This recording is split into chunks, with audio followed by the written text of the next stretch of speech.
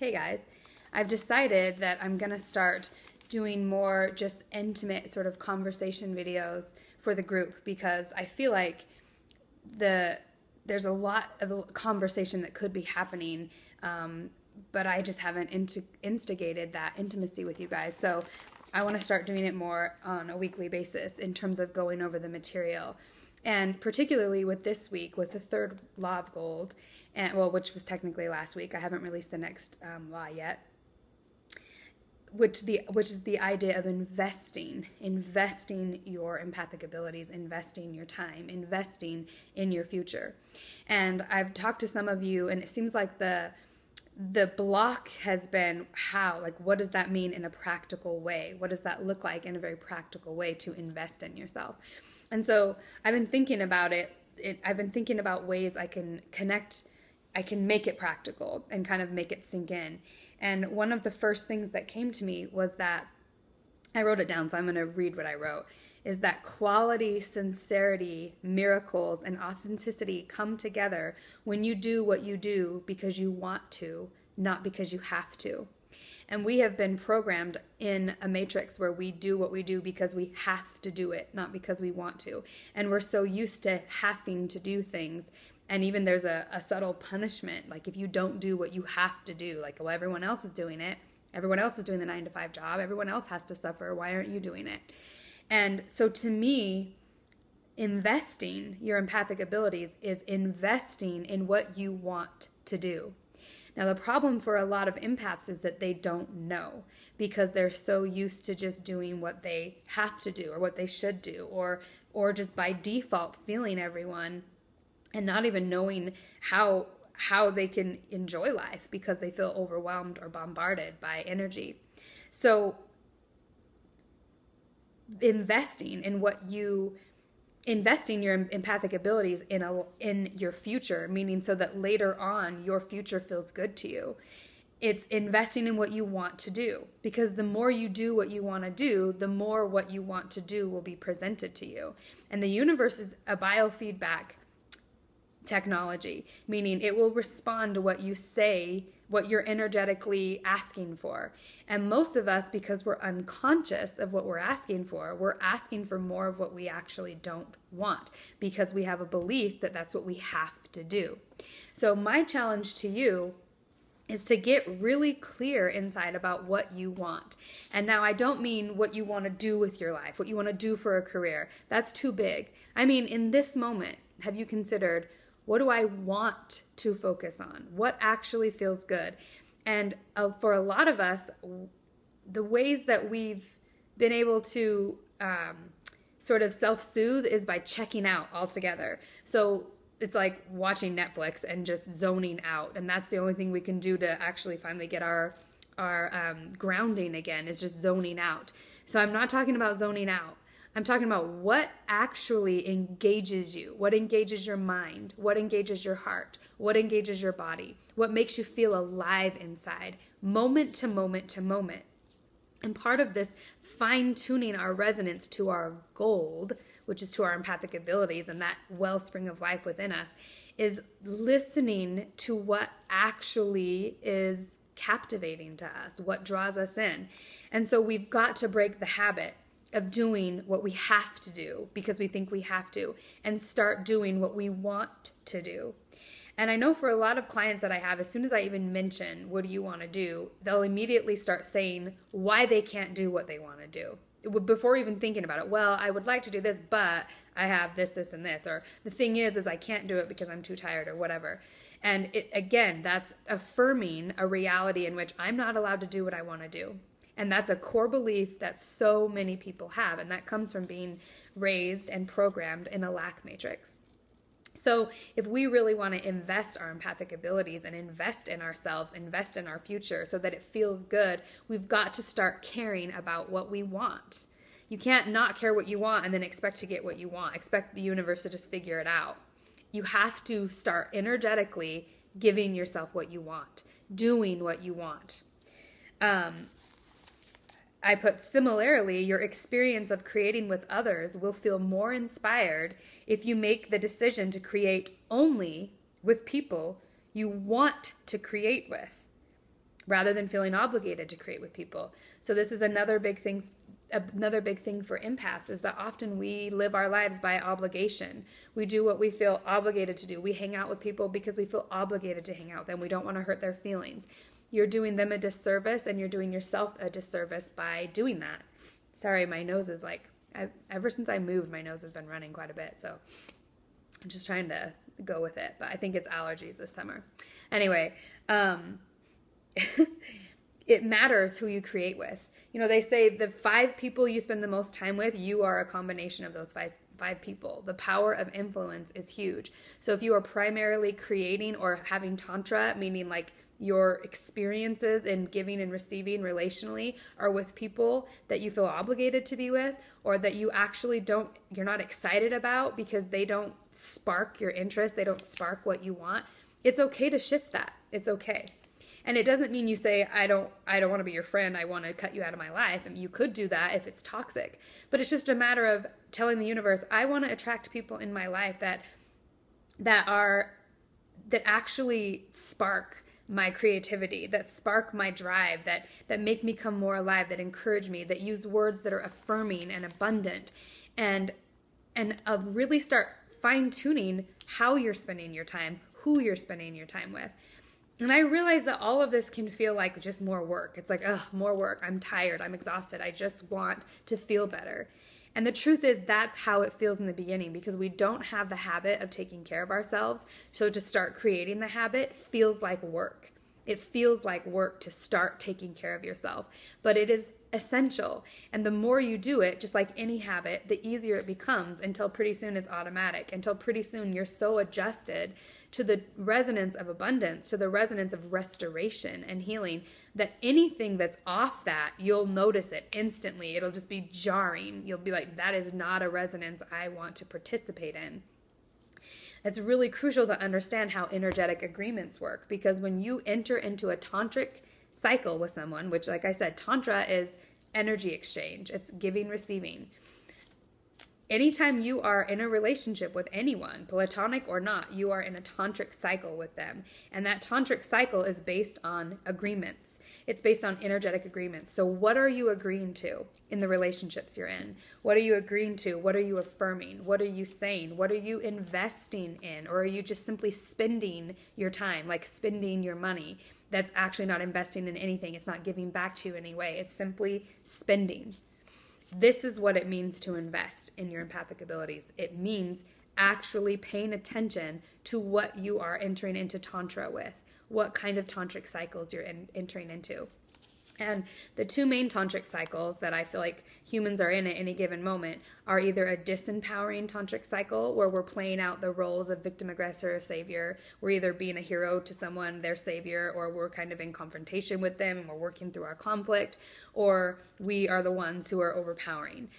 And remember, we are all roles. So you're either in that kind of tantric cycle with someone, or you're in an empowerment tantric cycle, where you mutually see each other as sovereign and as creators and as powerful, that I see you as someone who can meet their needs. I don't see you as someone who needs me to meet your needs for you. I see you as someone who can meet your own needs, and I'm just here to remind us all, including most importantly to remind myself, that we're allowed to do it. And so I want to be in an empowerment tantric cycle with all of you. I want you to feel empowered. I want you to feel more of you. I want you to feel like you have more resources, more tools, more discernment, and more importantly, that you're allowed to give yourself what you need. You're allowed to meet your needs directly.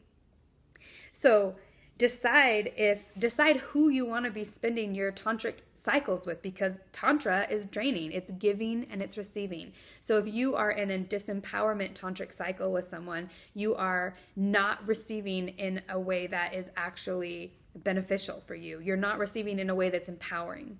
You're not actually getting feedback of your power. You're being shown the issue. You're being shown the lack, which is just as important. That's why we have those sort of tantric cycles, so we can see clearly what disempowerment is. But we don't have to remain there, and it's not the only way to relate. And that's the important thing to realize, is you have an infinite amount of options on how you relate to someone. But it's up to you to become aware of what you're agreeing to in these tantric cycles and in these relationships. And remember, primarily, it's the relationship with yourself that matters most. So in any given moment, I know I've been talking about this a lot, the idea, the objective is restoration, and the idea and the objective is fellowship. First and foremost with yourself, with all aspects of yourself. So with all roles, all aspects of you. Be in fellowship with your villain, your victim, and your savior. Be in fellowship with your heart, your mind, and your body. And let that fellowship be something that is actually empowering on the planet, empowering you, empowering your matrix, empowering your relationships. That actually feels like it's moving towards something that feels exciting and feels good, rather than feels like more war and more of what we've always done. And it's really easy to know which tantric cycle you're on, because stop for a moment and tune in. Is what I'm thinking, is what I'm doing, is it bringing me closer to my heart? Is it making me feel more restored to my power? Or is it making me feel separate? Is it making me feel disempowered? Is it putting me in war mode? Instantly you can know which tantric cycle you're participating in. And then as soon as you know, you can break agreement. You can even just say out loud or in your mind, I release all contracts and all outdated agreements on any level that have to do with disempowerment. I will no longer disempower others by making them believe they need me, and I will no longer disempower myself by discounting my heart, by bypassing who I am. I choose to be in fellowship with all that I am. I choose to be in fellowship with others, and I choose to step into my power. This is really important if you want to start investing your empathic abilities. So I would love to hear how this is for you. Like when I bring up relationships and tantric cycles and empowerment, and more importantly, I want to make sure I end on this, that you get to choose. And are you choosing from a space of obligation or a space of desire? Are the people that you're having tantric cycles with, is it healing, restorative, empowering? Are you actually exchanging energy in a way that is beneficial, or are you exchanging energy in a way that's draining? Decide what you want and know that you can have what you want. You can have your needs met. And also remember that often what you think you want comes from a program of the world telling you you're supposed to have this. And if you don't have it, you're a piece of shit. That is not what we're talking about. We're talking about actual real desires, the inner desires, the desires that we hide from everyone, the desires that we somehow feel ashamed for. Those desires, those matter. They matter. Literally come into manifestation. So it's important that you know what those desires are and that you allow yourself to meet them. Otherwise, you will always feel like you're being screwed over, and your relationships and the world will always feel off to you because you're bypassing your heart. And you can't bypass your heart and actually be happy. So I'd love to hear what your thoughts are on this, where maybe your blocks are in your tantric cycles, in your relationships with people, and in allowing yourself to create with people you want to create with, and to do things that... Sorry, my video ran out of storage, so I had to reset it. But I just wanted to say, as you're examining your actual desires and what you want, remember it's not necessarily about what you ultimately see your life as. Like, I want to have this sort of car, this sort of house, or this sort of job, or any of those things. Those are important to think about, and that's fun to manifest in that way. But I'm talking about, what does your deeper heart want? What does your emotional self want? Think about there are tons of people who are wealthy in this world who are emotionally bankrupt. The things that you can't buy that everyone desires at their most core level are deep relationships. They desire to be seen, to be loved unconditionally, to be valued. All of those things you can't buy with money. So it's really important to learn discernment here and to know this is not about accumulating things so that you can feel better about yourself. This is about actually meeting your needs, your deeper needs for love, for validation, for understanding, to have your life be witnessed, for your emotions to matter. You are the only one that can make the agreement that they do matter, and you're the only one that can allow it to matter. And remember, it's a resonance. So if someone gives you love, it's a resonance that they're tuning into, and you have access to that resonance at all times. That person is just a demonstration of it. If that person is someone who's tuning into that resonance.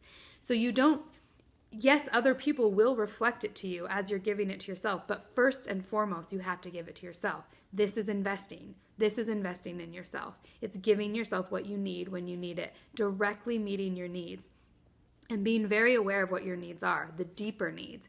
And most importantly, know that you have permission to meet those needs. So please share with me how this feels to you. If it feels comfortable, share in the group. I'd love to get a conversation going about how it feels. What are some of the blocks that you have when it comes to meeting your needs? And I know for me, one of the biggest blocks is just simply knowing that it's okay. I have to remind myself, oh yeah, I'm allowed to, because most of my life, I made my needs as small as possible. There were so many kids, and I always just felt like the best thing I could do was to minimize my needs so that it could not be stressful for my mom or my dad or whomever. And so I always felt guilty about having needs, and I felt like the most virtuous thing I could do was to not have any. So for me, my journey has been allowing it to be okay that I have deeper needs. And then also remembering that I can meet them, that it's actually a resonance.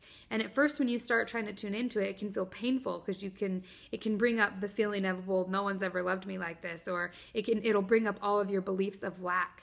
But it doesn't matter, because the resonance of abundance still exists and you still have access to it. And it is a resonance. It's an energy, first and foremost. It'll be manifested and can come in physical form, but first and foremost, it's a resonance. And it's one that you can have now. You never, ever, ever have to withhold love from yourself, ever. And there is never an excuse to withhold love from yourself. It doesn't matter what you've done, because restoration requires love. Love is the key ingredient. So no matter how dirty you've made your aura, no matter how messed up your relationships have been, no matter how many mistakes you've made, no matter how many things you've done in survival mode to get that core wound healed, you still are worthy of love, and love is never withheld from you, because love is the answer. You can't be restored without love. So you can't think that by withholding love from yourself, you're going to somehow restore yourself into what you should be. You can't. And psychology has even proven this. There's been numerous studies that have proven that negative reinforcement does zero to rehabilitate behavior. So you are doing nothing for yourself by withholding love, other than keeping you apart from your restoration. So it's really important to look at the reasons you hold yourself apart from love. Look at the reasons why you are uncomfortable meeting your needs, why you believe you can't have your needs met. That's your leverage point. Once you get to the core of it, turn and directly face what makes you uncomfortable. Go into it and say, even here, I give myself love. I give myself understanding. And that's how you'll start healing. So let me know what you think. I'd love to hear how this resonates with you. And I'd also love to hear how you guys are doing.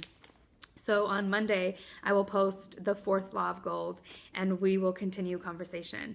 And like I said, my goal is to try to just make this more casual, and I'll try to share a lot more from my personal experience and just do videos like this. So I'll give the information Mondays, and then I'll do another video in the week where I talk about it in this way. And hopefully that'll get the ball rolling with conversation. And yeah, let me know any feedback you have about the class would be great, about the group. Like I said, this is my first time doing this type of group, and I'm kind of that kind of person that has to try it first, because I don't know what's needed until I do it. And so now that I'm doing it, I'm saying, okay, this is what I need personally to even feel engaged, and this is maybe what the group needs, or this is how it needs to shift. So thank you for just being part of this first kind of beta test VIP group. It might be the only, I don't know. It depends on how well it goes. So I hope you guys are doing well, and I love you and can't wait to hear from you.